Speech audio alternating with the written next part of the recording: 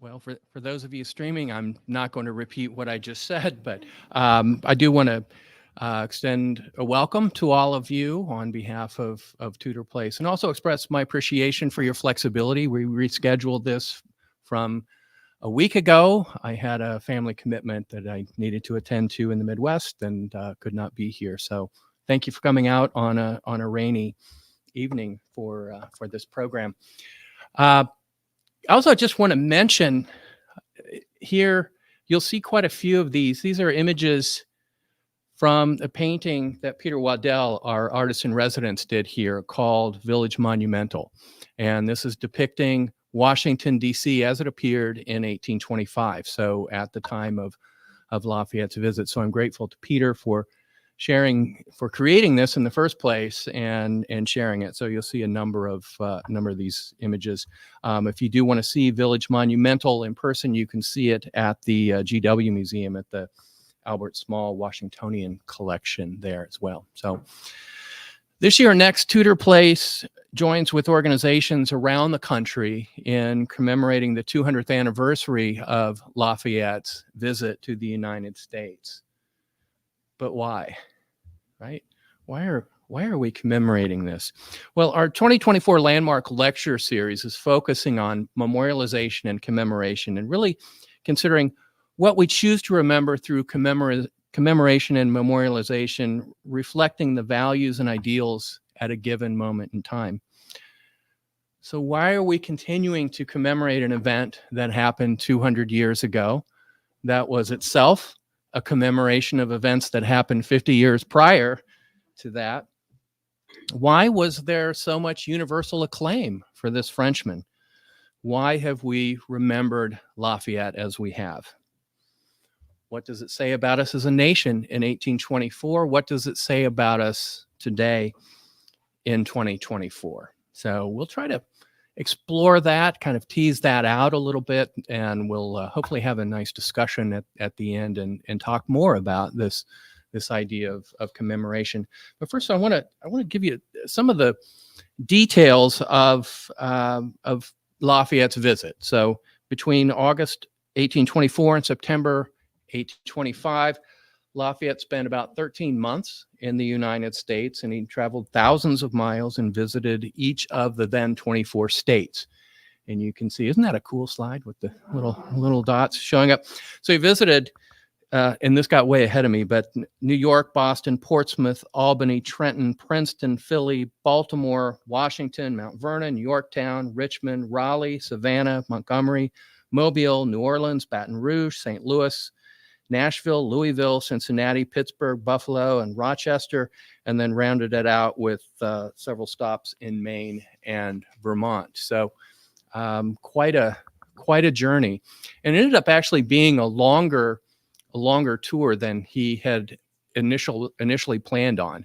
And so he kept getting invitations, and he wanted to be gracious and continued this farewell tour for many months. Please come on in, have a seat. You're welcome to come on in. So during this tour, he visited Washington 3 times. First, a short visit in October of 1824, and we'll talk quite a bit about that. And then for an extended stay in December, January, and February of 1824, 1825, and then again in September 1825 as he prepared for his return to France. And in Washington, as in every city that he visited, he was given a hero's welcome and often mobbed. And the descriptions of the mobbing remind me very much of these scenes from A Hard Day's Night, pretty the Beatles being harassed in the train station. But before we talk about the tour, I think it's important to know a little bit more about Lafayette, to understand why this event took place and why he had such celebrity status in a place thousands of miles from his home. As one biographer said, he was born in the old world, but his spirit belonged in the new. All right, I'm going to try this. Marie Joseph Paul Yves Roche Gilbert de Motier Marquis de Lafayette. Hey, did it. Was born into an aristocratic family in Auvergne, the Auvergne region in France. in 1757. And it seems that soldiering was in his blood, it was in his genes.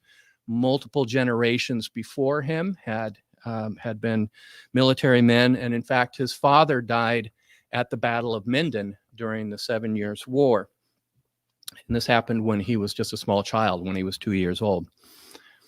So he was raised for a soldier's life, joining the Black Musketeers, which was the King's Royal Guard, just as a young teen, as a young man.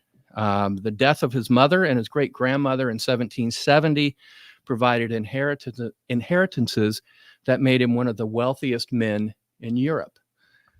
Accordingly, he resided at the Palais de Luxembourg in Paris and later among the royal court at Versailles, where he attended the academy. So he was among the real elite in France at that point. His marriage to Adrienne, daughter of the Duc d'Anne, further expanded his wealth and his status. And even though this was an arranged marriage, it was arranged by the parents, it really seemed to be a loving relationship filled with words and deeds of affection and devotion. Keep in mind, he was just 17 when he and Adrienne were wed. Around this time, Lafayette also became a Freemason, as was his soon-to-be friend, George Washington. And it was through the Masons that Lafayette learned about the colonial cause here in the American colonies. And he was stirred by the writings of Thomas Paine and others who were espousing these ideals of liberty. And although he was now a captain in the Royal Dragoons, Lafayette was convinced that glory awaited him in America. And he was warned that his service with the rebellious colonists would harm French relations with Britain, but Lafayette slipped out quietly in April of 1777, so quietly, in fact, that his wife, now with a young child, learned of his plan through a letter she received after he was already out at sea. So, and I would mention that my wife, Julie, is here this evening, and I don't think that I would get away with anything like that. So, not welcome back home. He had paid for his passage, and he wasn't requesting any pay for his service, so it seemed like a pretty good deal. He arrived in America in June, but at this point, the Continental Congress was getting kind of leery and taking a more cautious stance about engaging these French military officers. There'd been a recruitment effort in France, and many of the people who purported to have military and leadership expertise were showing up and demonstrating that they did not have those. But Lafayette was different. And as Sarah Vowell described in her book, Lafayette and the Somewhat United States, the Continental Congress had its doubts about saddling George Washington with a teenage French aristocrat, but Ben Franklin wrote from Paris that he might be of use, and what the hell, the price was right. So Congress granted, get all the way through this. There's Adrienne. There we go. So Congress granted the 19-year-old a commission as Major General in July 1777. A couple of months later, then, he distinguished himself by coolly rallying troops under fire and even took a bullet in the leg at the Battle of Brandywine. Attending to the injured Lafayette in the field was a staff officer named James Monroe, and he will become important to our story a little bit later, both in 1824, but also at other times as well. The injured French general was taken to Philadelphia with orders from General Washington to treat him as if he were my son. So throughout the War of Independence, Lafayette demonstrated his value to the cause through his leadership in the field, his ability to take and follow orders, but I think most importantly, his loyalty to George Washington. Not all of the officers, as many of you know, not all of the officers in Washington's command were completely loyal to him, but Lafayette was so. So the details of his service in the Continental Army are really the subject for a whole nother lecture. Maybe we'll do that next year, but it's worth noting that he played a crucial role in the ultimate defeat of Cornwallis at Yorktown. But his most important contribution to the cause of American independence were his diplomatic efforts.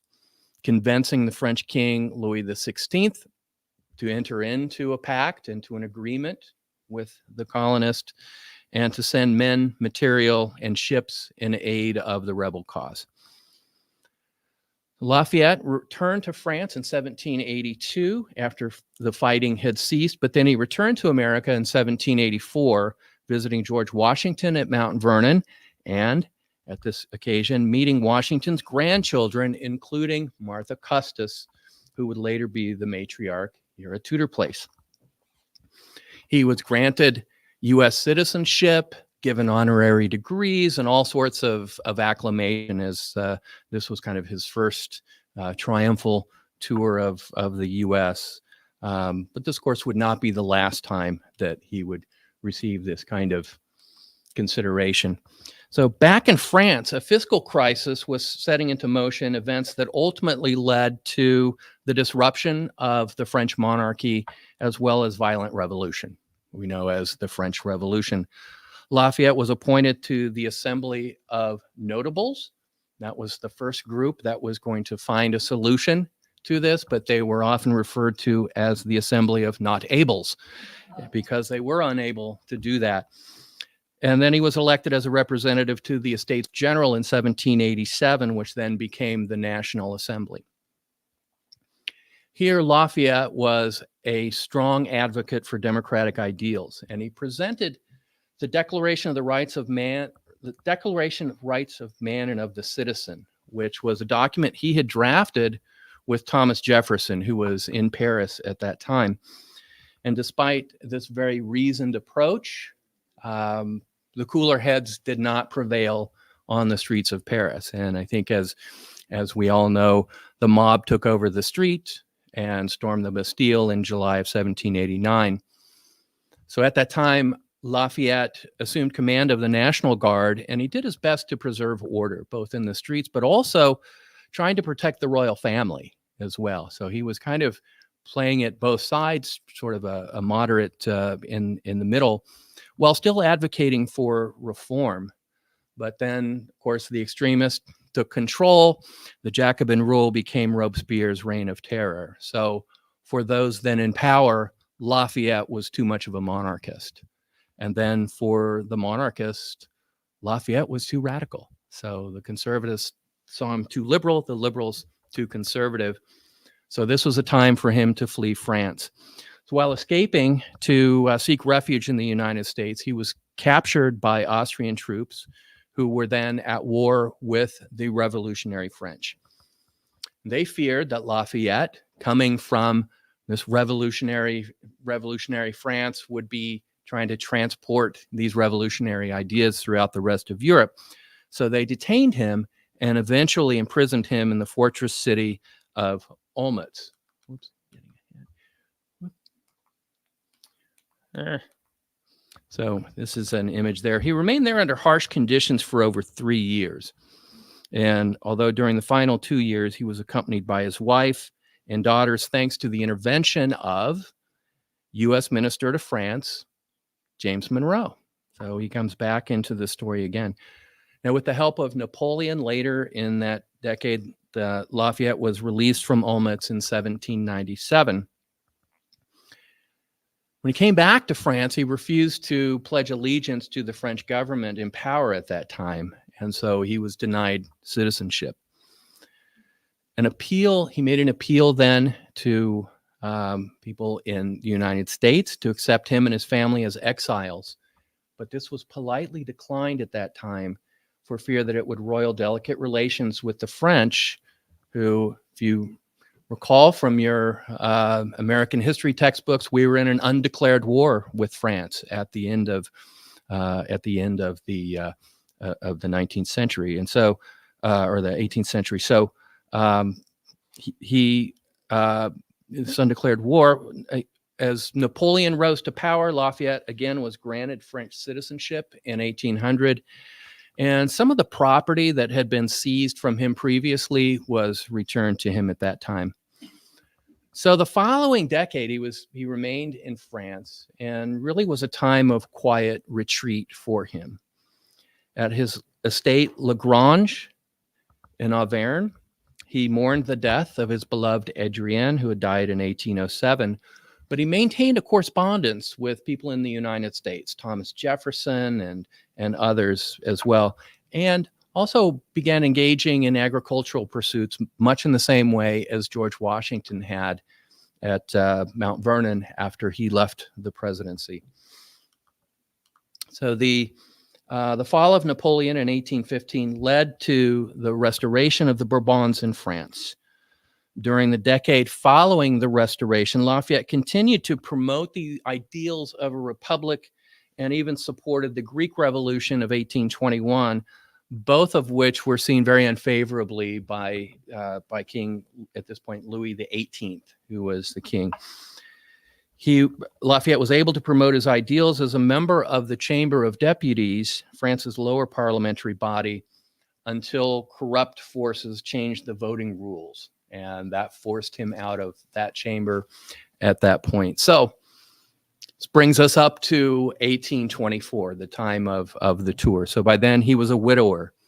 He was in hot water with the king, and he'd been removed of any political voice that he had in the Chamber of Deputies. And under these circumstances, Lafayette welcomed the invitation he received to visit the United States. And it kind of reminds me of those Southwest Airlines, want to get away? This was a great time for him to get away. So how did this invitation come about? And why did it come at that moment? Well, I think one of the answers to that lies in the circumstances described above. His friends in the U.S. understood that his fortunes had changed for the worse, and that this was a good time for him to, for him to get away. In the U.S., nearly a half century had passed since the first shots were fired at Lexington and Concord. The generation that had led the fight for independence was dwindling, Lafayette being one of, if not the sole remaining officer in Washington's command at that point. Remember, he was 19 years old when he was given his commission. And the nation was experiencing a brief period of political calm that the historian George Dangerfield has referred to as the era of good feelings. The dissolution of the Federalist Party allowed James Monroe, the man who had assisted Lafayette at Brandywine and aided him at Olmütz, allowed him to run virtually unopposed in the election of 1820. Can you imagine that? The young nation was growing and now included 24 states. The city of Washington had recovered largely from the damage that was inflicted by the British in 1814. And as Peter's painting illustrates, the core was really beginning to develop, anchored by the Capitol and the President's House, what we call the White House today. But much of the district in the outlying areas was still very much unsettled wilderness at this point. But it was really beginning to resemble this monumental city that George Washington had envisioned and that L'Enfant had designed. In his annual address to Congress in 1823, President Monroe warned the powers of Europe that interference in the affairs of nations of the Western Hemisphere would be viewed as the manifestation of an unfriendly disposition toward the United States of America. The Monroe Doctrine, as this declaration came to be known, was specifically a warning toward the nations of the Holy Alliance, Russia, Prussia, Austria, that the nations of South America that had recently achieved independence from Spain and Portugal were off limits. And so this new nation was growing, and it was willing to exhibit a little global muscle. So it was under these circumstances that Congress extended the invitation to Lafayette. It came in the form of a resolution honoring him and inviting him to the U.S. It had been over 40 years since the victory at Yorktown, and 4 decades since the hero of 2 worlds had visited America. We were anxious to share with him what we had done with the place and what his service had meant since he had left. Now, in extending the invitation, President Monroe was careful to ensure that it was made by the citizens and not by the state. He did not want this to have even the appearance of a state visit, and that's why it was done by a congressional resolution rather than an invitation from Monroe. Lafayette accepted the invitation and set sail on July 13, 1824. He was accompanied by his son, George Washington Lafayette, a personal servant named Batien, and Auguste Levasseur, a personal secretary. And we are indeed fortunate that Levasseur was a companion on this journey, as his journal of the 14-month tour provides a detailed account of their travels, recollections of all of the toasts and accolades that were given in honor of Lafayette, and even descriptions and sometimes even histories of the places that they visited. And these were published as Lafayette in America, originally published as a 2-volume journal. You can get it today as a single volume, and I have to admit it's been indispensable in putting this presentation together and really understanding a lot of the dynamics of the trip. So the trio landed in New York on August 15th, and setting the standard for all other places that Lafayette visited, the Big Apple pulled out all the stops. So there were parades and banquets. There were emotional accolades of soldiers who had served under Lafayette. And after visits to cities in the states of New York, New England, and the Mid-Atlantic, Lafayette arrived in Washington on October 12th, 1824. And again, I bring up this to really give you a sense of what Washington, D.C., at least on this side of the Potomac, looked like. So he was met at the district line by municipal officials, soldiers, and cavalry who accompanied him to the heart of the city. In his journal, Levasseur notes that they had traveled for an hour within the enclosure of the city before their glances had encountered a single dwelling. So they were out in the sticks and in the what are today the suburbs. They arrived in the heart of the city by passing through an archway at the market house. And in John Foster's 1824 Sketches of the Tour of Lafayette, he describes the moment of their arrival. And I just want to tell you, this is not the image of the Lafayette Arch here in DC. This is the one in Philadelphia. If someone knows of an image of the one here in Washington, I'd love to see it. I've been looking for that, but probably something very similar to this. But Foster describes the eastern front of the market house on East Capitol Street was formed into an arch and decorated with appropriate mottos and emblematic devices, and surmounted by a living eagle who moved his wings at the moment the general passed, as if stimulated by the feelings of delight which animated all. So apparently they had a trained eagle for that. So they then went to the Capitol. Again, this is Peter Waddell's interpretation of what the Capitol would have looked like.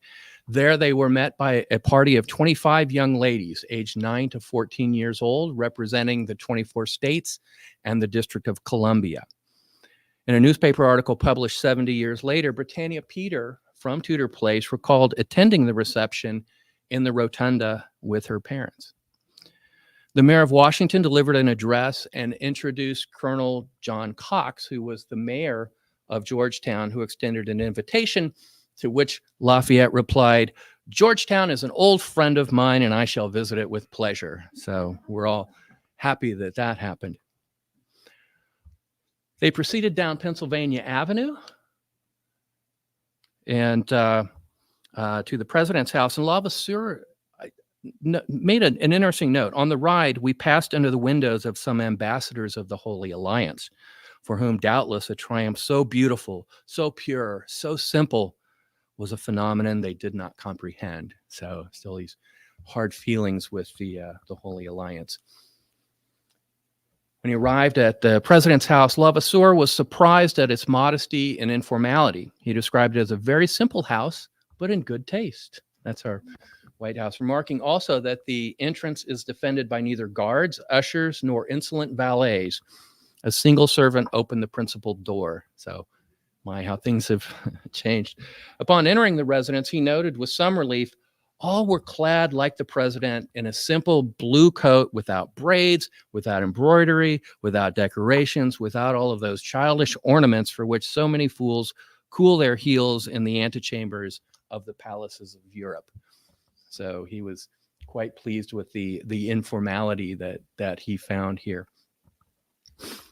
President Monroe, and Lafayette embraced as brothers, after which the president offered an explanation to Lafayette why he would not be sleeping at the president's house, likely another attempt on Monroe's part to ensure that it didn't have the trappings of a state visit. He said, "The people of Washington lay claim to you.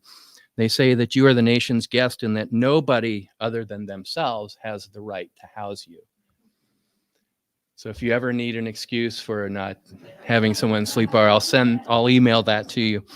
Though sources vary, I believe he stayed primarily at the Franklin Hotel, which is located at the northwest corner of, or was located at the northwest corner of 6th and Pennsylvania. Peter and his researcher helped me locate it. I think that's it right there.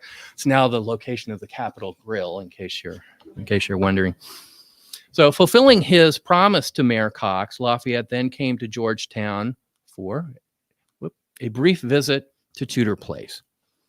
For those of you who are not familiar with Tudor Place, well, shame on you, but very briefly, it was the home of Thomas Peter and his wife, Martha Custis Peter, the granddaughter of Martha Washington and the step-granddaughter of George Washington, if you will. And so it was really important for Lafayette to meet with these Washington family members while he was here. Now, remember, Martha Peter had first met Lafayette in 1784 when he visited Mount Vernon. And she was only 7 years old at the time, but the event remained vivid in her memory. And Martha's daughter, Britannia, years later recounted what happened when Lafayette arrived at Tudor Place and what that exchange would have looked like. And this is an image, again, that our artist Peter Waddell, artist in residence Peter Waddell, has done, speculating what the old entrance off of R Street would have looked like around this time. And one of the things that you note is that as Lafayette came in, he undoubtedly saw the presence of the dwellings of enslaved people as he was coming here. He drove to Tudor Place in a private carriage. I can see the grand old man now as he entered the door of the parlor. His general manner, dignified, and appearance making an impression on my mind that time cannot efface. Advancing to my mother, he tenderly embraced her, the meeting with whom no doubt bringing to his mind recollection of the former days when he had known her as a child, rolling over the lawns of Mount Vernon, the guest of his everlasting friend, George Washington. The following day, I got ahead of myself here. Okay, the following day, visited Columbian College, now George G.W., that had opened 4 years earlier.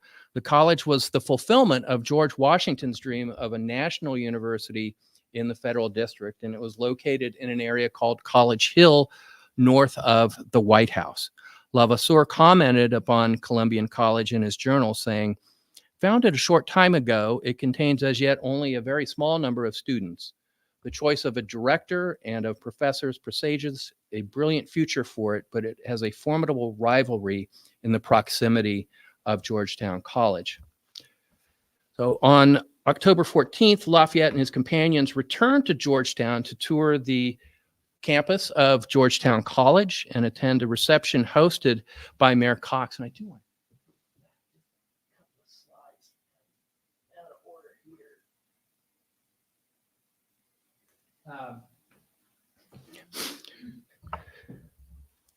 anyone ever seen this? You know where it is? I do, and I knew a person who lived there. We're not in Aikman. Okay. It's on 33rd Street. Yeah, it's on 33rd Street, and what this is mentioning is the reception that Colonel Cox, the mayor of Georgetown, had for Lafayette when he came here at this time. So after that, they made their way to Tudor Place, as a guest of Thomas and Martha Peter. Now, among those in attendance at that dinner was Captain William G. Williams, and he was introduced at this dinner to Britannia's sister America. And apparently sparks flew between them as they were married 2 years later. So it was the beginning of a courtship. So in gratitude for their hospitality, Lafayette presented the Peters an engraving of himself, which hangs in the same location as it did when the Peter family lived here. So it is something that you can see on tour and will be featured in some programming that we have coming up. While he was here, Lafayette was likely greeted by the enslaved footman and dining room servant Charlie and a young boy who worked with Charlie. Others enslaved at Tudor Place at this time include house servant and maid Anastasia Hepburn, house servant Barbara Cole Williams, cook Patty Allen, and William Twine. Throughout his journeys, particularly in the South, the abolitionist Lafayette saw firsthand slavery as it was practiced in the U.S. in the 1920s. So while he was still in the area, Lafayette visited other Custis family members. At nightfall on October 15th, he visited George Washington Parke Custis's home, Arlington, just across the Potomac from Washington, when it actually was part of the district at that time. Here, he recognized Philip Lee, Wash's enslaved valet, who was the nephew of William Lee, who had been George Washington's personal valet, and the person who appears in many or several of the portraits of George Washington. While they were there, Wash shared some of the George Washington relics that he had in his home and served a dinner that Lafayette reportedly was too exhausted to eat. He, according to a book I just read on the subject, said he sat in the corner sipping coffee until he left at 10 p.m. He departed by carriage as the ladies of Arlington waved handkerchiefs at him to bid him farewell. So while Lafayette was attending these receptions and other events, it gave Levasseur some time to tour the city, and he made observations on the city that are worthy of note and serve as a really great companion to Peter's painting. So drawn on a gigantic scale, the plan of Washington cannot be filled out for a century. Only the space separating the Capitol buildings from the president's house is inhabited, and this space has already formed a medium-sized town. So this area that we think of maybe as the mall and the adjacent area.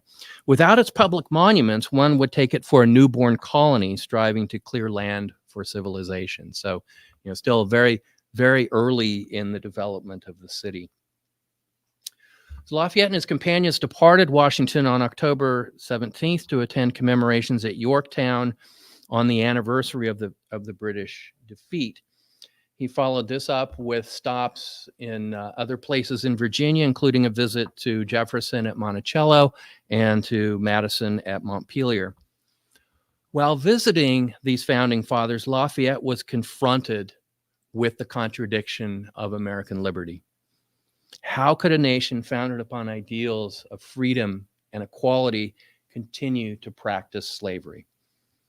While at Madison's estate, Montpelier, he engaged in conversation with Madison and his guests, many of whom were enslavers from the nearby estates. Levasseur offers interesting commentary about this. He says, General Lafayette, who, while understanding very fully the troublesome position of the slave owners in the United States and not being able to disregard many of the obstacles that stand in the way of more speedy emancipation of the blacks, nevertheless, never missed the occasion to defend that all men, without exception, have a right to liberty. And so, it's often said that Lafayette sort of turned a blind eye to slavery, but he did not deny himself the opportunities to speak up when he could. Levasseur went on to note that in these conversations, everyone in the room agreed that slavery was deplorable, leading him to mistakenly conclude that this condemnation would lead to the abolition of slavery in very short order. So this is 1824, 40 years more than 40 years before abolition of slavery. In late November, Lafayette returned to Washington, and Levasseur recounted his impressions upon their return. We found the city very much more animated than before our departure. The number of foreigners and citizens from all parts of the Union who assembled there at the time of the opening of Congress had flocked there at this time in very great numbers, still drawn by the desire to be there at the same time as the nation's guest. So came to see Lafayette, and in order to witness the installation of the new president who the people had elected that year. So let's talk about the 1824 election. One of the weirdest elections that we've ever had, and unlike the uncontested election in 1820, this one 4 years was really bizarre. Among the four candidates were two members of Monroe's cabinet, Secretary of State John Quincy Adams and Secretary of the Treasury William Crawford. They were joined by Speaker of the House Henry Clay and the military hero Andrew Jackson. Just to make it a little weirder, Crawford had suffered a debilitating stroke a year earlier, but was proceeding with his candidacy just the same. And in the election, the election, Jackson had prevailed in both the popular and the electoral vote. But with the vote split four ways, he did not have the electoral votes needed for election. So for the second time in our country's history, the House of Representatives would select the president instead of the people. And it was under these circumstances that Lafayette returned to the Capitol to first be greeted by the Senate on December 9th and the House the following day. In a unanimous resolution of invitation, the House declared that assurance will be given to him of the gratitude and the profound respect that the chamber maintains for the eminent services that he rendered during the Revolution, and of the pleasure that it feels in seeing him again. And of course, Lafayette, being Lafayette, needed to enter an equally eloquent response. During this, he was accompanied by his son and Levasseur, and he addressed a joint session of Congress. He was the first foreigner ever to do that, the first foreigner to address a joint session of Congress. Henry Clay the Speaker of the House provided an emotional introduction, saying, "Everywhere you must be struck by the physical and moral change which has taken place since you left us. This city itself, which bears a name that is dear to you and dear to us, was recently built in the bosom of forest that covers its soil." So Lafayette, of course, had to respond. "To be sure, I can stand fast with head held high when it is solemnly declared that on each occasion I have stayed faithful to American principles of liberty, equality, and true social order to which I've been devoted since my youth, and which till my last breath will be a sacred duty to me."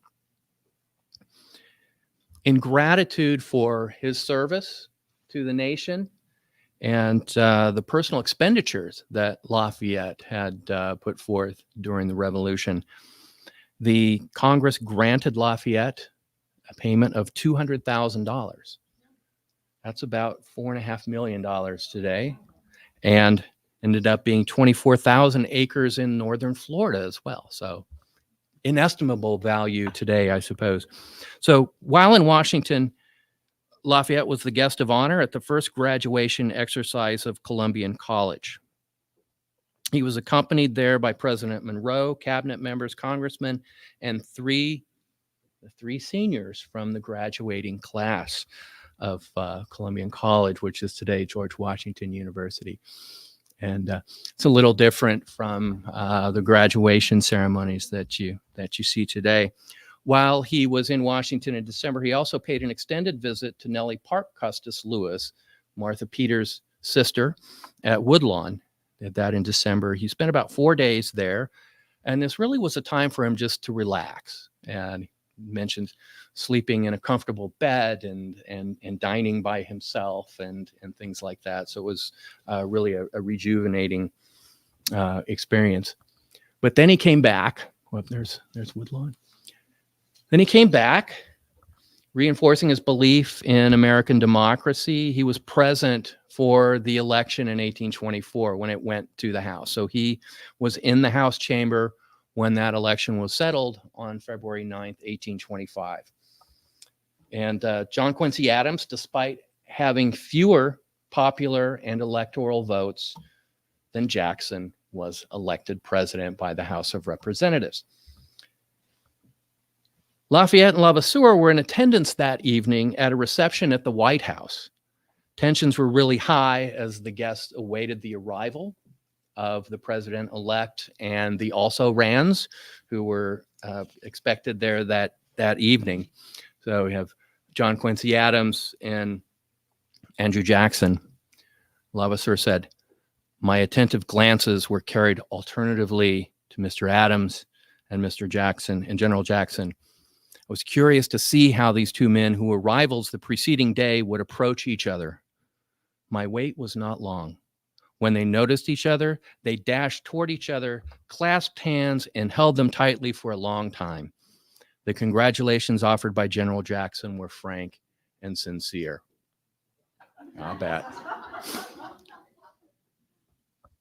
Lafayette was in awe of this, that the Americans had managed a peaceful exchange of leadership with each quadrennial election, and was particularly surprised by the manner in which the four candidates treated each other during such a contentious election. What he appears to miss is the effect he had upon the political mood and the political climate at that moment. But this was not lost on Levasseur, who said, "By the heat of the discussion, spirits had already arrived at a high degree of emotion when Lafayette arrived on the American shore. Then, as if by magic, the electoral zeal was suddenly paralyzed.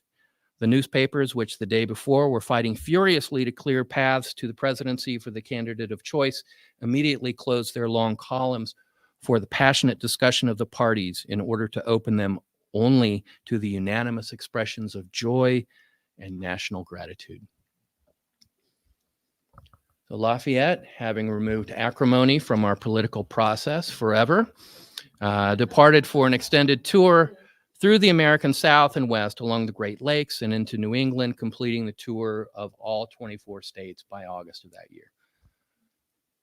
When he came back to Washington, President Adams was relieved of President Monroe's apprehensions about having Lafayette reside at the president's house, and he hosted Lafayette and his companion.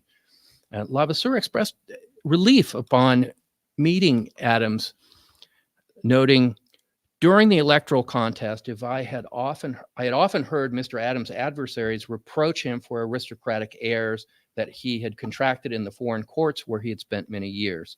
So I was very agreeably surprised when, upon arriving in Washington City, I learned that the president had not changed. The simplicity of the servants, the accessibility of the household did not appear to us have undergone the least alteration." So he was again pleased at the informality of what he found at the president's, I want to say the White House, but it was called the president's house at that time.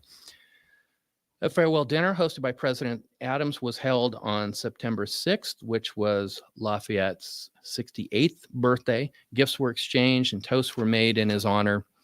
And the following day, he was joined by militia units, government officials, and members of George Washington's family, including the Peter family from Tudor Place, who gathered along the banks of the Potomac to bid farewell to the hero of two worlds. Embracing those around him, Lafayette expressed for the final time on American soil his deep affection, saying, "God bless the American people, each of their states, and the federal government. Accept this patriotic farewell of an overflowing heart, such as will be its last throb when it ceases to beat." So he boarded the steamship Mount Vernon at the little dock on the Potomac, and took him out to the mouth of the Potomac, where he boarded the Brandywine, which was a frigate that had recently been commissioned specifically to be taking him over back to France. And that's something that's really cool that Peter included in this. The Brandywine was commissioned in June of 1825, and he's included it over here in in the painting. There's a little bit of detail of it there. So never before, and perhaps never since, has the nation held such a long and deliberate celebration of a foreign hero. A quarter century later, in 1852, Americans held a similar reception for the father of Hungarian democracy, Louis Kossuth, who toured through the country in a similar manner and was the second foreigner to address a joint session of Congress. While there are similarities in these events, nothing would outdo the extent and the sincere emotion that was extended to Lafayette during his triumphal farewell tour. So he returned to a hero's welcome in France. While he was away, King Louis XVIII had died, replaced by Charles X, who was determined to restore the absolute power of the monarchy. As a member of the Chamber of Deputies, Lafayette was outspoken against the increasingly despotic rule of the king and was seen as a leader of the revolt when the Parisians again returned to the streets in 1830. He played an important role in that sort of micro revolution and installing the more moderate Louis Philippe, but then grew disillusioned as that king became more despotic. So Lafayette died on May 20th, 1834, a decade after the triumphal tour of the U.S. He was buried alongside Adrienne at the Picpus Cemetery in Paris. And what's interesting, he had brought back with him soil from the Bunker Hill battlefield. And I've seen different accounts of, some say buckets, some say barrels of it. But this soil from the Bunker Hill battlefield was placed in his grave. So mixing of French soil and American soil on his grave. So symbolically burying him in two continents. In America, President Jackson ordered that the nation mourn in the same manner as it had 35 years earlier at the death of George Washington. John Quincy Adams delivered a 3-hour eulogy, and members of Congress wore black armbands for a month. A century later, Americans commemorated the anniversary of Lafayette's death, with President Roosevelt hosting the French ambassador as he delivered a eulogistic address to a joint session of Congress in May 1934. Pretty amazing. So Lafayette's remembered today in many ways. 6 counties, 7 cities, dozens of streets and squares, schools, and a university named in his honor. Here in DC, you'll find many reminders of his visit and service to the American Revolutionary cause. Lafayette Square, overlooking the grounds of the White House, was named in his honor in 1891, although interestingly, the centerpiece of Lafayette Square is an equestrian statue of Andrew Jackson. But in the corner, you will find this marvelous statue and this great tribute to Lafayette. See some of the detail of that. And even touring around through some museums, the Museum of the American Revolution, the Museum of American History, you continue to see these references to Lafayette and his role, particularly in the American Revolution.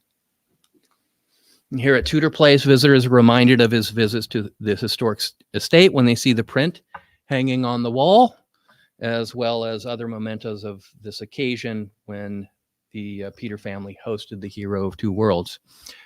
This fall, we're joining with the American Friends of Lafayette for an event celebrating his October 24th visits to Tudor Place. So on the evening of October 15th, you're invited to join us to visit the site as it would have been seen by Lafayette. You can see artifacts that are associated with him, enjoy a buffet reception on the South Lawn, hear the U.S. Army Fife and Drum Corps, and mingle with the man himself, Lafayette, who will be here. House tours of Tudor Place from October through November will combine the story of Lafayette's visit with ancestral spaces, people of African descent at Tudor Place, the special tour that we've been doing for the last several months. So I would encourage you to visit our website if you're interested in that event or any of these kinds of offerings. Now, there are other events nearby that are happening that week as well, including events at the Society of the Cincinnati's Anderson House on October 13th, Arlington House on October 14th, October 16th in Alexandria, and October 17th at Mount Vernon. So you can take a look at the, there's the save the date. Take a look at the Friends of Lafayette website. It's friendsoflafayette.wildapricot.org. So I want to take us back to the questions that I posed at the beginning of the program. Why do we continue to commemorate this event, this tour that was 200 years ago? That was itself a commemoration of events that happened 50 years earlier. Why has there been such universal acclaim for this Frenchman? Why have we remembered Lafayette in the way that we have? What does it say about us as a nation in 1824? What does it say about us today in 2024? If you go to the American Friends of Lafayette site, they list 27 reasons why we should honor Lafayette. And I'm going to go through each of those in great detail right now. No, I'm kidding. But I do want to welcome other ideas from all of you, but I want to offer a few thoughts. First of all, his support for the American struggle for independence was born of selfless ideals. While I think it is true he saw the opportunity for glory and grandeur on the battlefield, it really was his belief in the ideals of America. He put his money where his mouth was, sacrificing much of his wealth to ensure the principles important to him, both in France and here in the U.S. He initiated a Franco-American alliance that continues to this day. And he confronted the contradictions inherent in America's proclamation of freedom and equality while seeing it alongside the practice of slavery and racism in this country. And so I think all of those things and many more are the reasons why we remember him, why we commemorate his visit here, why he's been honored in the way that he has.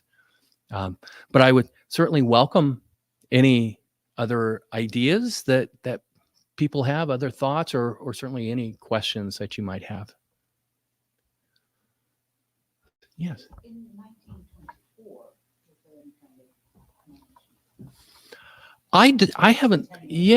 I haven't seen reference to that. And I have to admit, I hadn't actually looked for that, but I did see, interestingly, the commemoration. The question was what happened in 1924. Was there a centennial celebration of the tour? But there was, as I mentioned, in 1934, a recognition of the centennial of his death. Yeah. Other thoughts? Yeah, Beverly. I know that there was a group of young men around Washington, including Alexander Hamilton. How did Lafayette relate to all that, to that group? Was he a part of that group, and were they friendships? Henry Lawrence, I think, was one of them. The whole group. Yeah.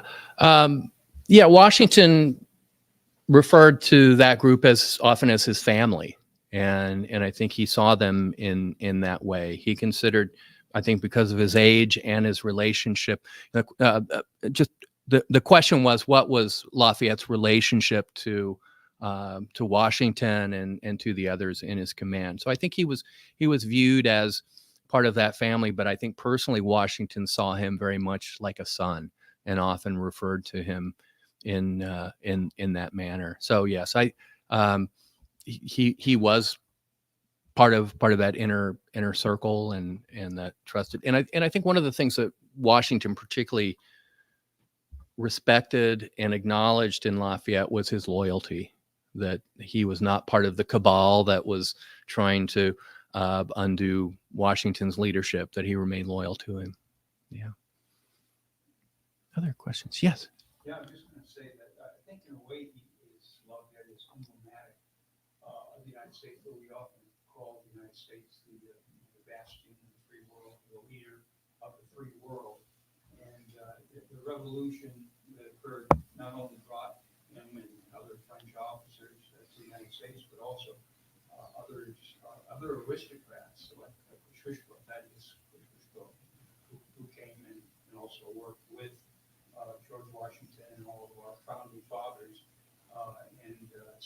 Again, I just think that this is emblematic of all of the people from other countries who came here in support of the United States and in fact being the Mhm. nation. Okay. Yeah. So the comment was seeing Lafayette as emblematic of sort of the international appeal of America's fight for independence and its ideals of freedom and liberty, and Lafayette being really at the, I think in many ways, sort of the vanguard of that. Yeah. Other questions or thoughts? Well, before we conclude, I want to invite you to our next lecture that's coming up next month, October 22nd. This will be very different from this evening's program. It's a film screening and discussion, and the topic is Swan Queen, Remembering DC's First Drag Queen. It's a story of William Dorsey, who was born enslaved in Maryland in 1860 and went on to organize clandestine drag balls in DC in the 19th century. We're doing this in collaboration with the University of California, and it's going to happen at the auditorium of the University of California, Washington Center on Rhode Island Avenue. So don't come here on October 22nd, go there, but you'll get more information and you can register on our website, tudorplace.org. So hope that you'll join us for that. Again, a very different program from what we're doing this evening, but I want to thank you all for being here, coming out on a rainy night, and for your very kind attention. So thank you. Thank you.